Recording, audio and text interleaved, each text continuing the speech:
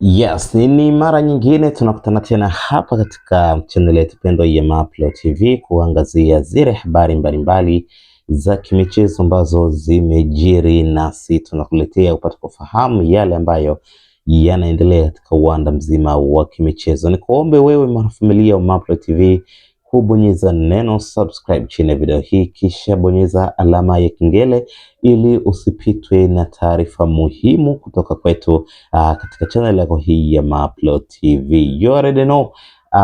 Kwa sasa katika segment hii ya kimichezo tunaangazia taarifa mpya kabisa, breaking news kutoka pale katika viunga vya Jangwani jijini Dar es Salaam, ambapo klabu ya soka ya Yanga iko mbioni kukamilisha taratibu za kimkataba na kocha mpya ambaye anakuja kurithi mikoba ya aliyekuwa kocha mkuu wa kikosi cha Dar es Salaam Young Africans, na si mwingine Mwalimu Pedro Goncalves, ambaye kwa sasa ni takriban wiki mbili tangu aweze kusitisha mkataba wake. Sasa Young Africans wako katika mazungumzo na kijana machachari, kijana ambaye ana umri wa miaka 40 tu, amezaliwa tarehe 8 mwezi wa 4 1986, na huyu si mwingine ni Amin El Karma ambaye ni raia wa Morocco, na huyu ana historia kubwa sana.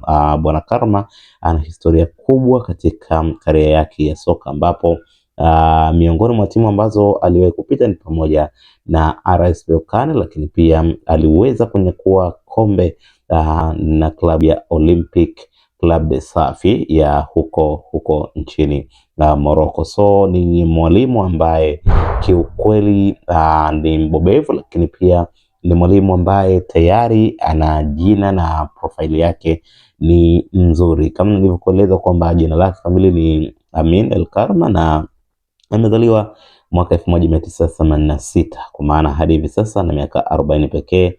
Ni raia wa nchi ya Morocco, na nafikiri moja kati ya sifa ya mwalimu huyu ni kuwa na mfumo wa umiliki wa mpira zaidi. Anapenda sana kumiliki mpira wakati anacheza na timu pinzani, kwa lengo la kuwapa wachezaji uwezo wa kuweza kupambana zaidi na kuweza kutengeneza nafasi za magoli. Lakini mwaka 2024 2025 alikuwa kocha mkuu pale Olympic de Safi kama nilivyokueleza, na alidumu kwa mwaka mmoja huo, na baadaye aliweza kutimka zake.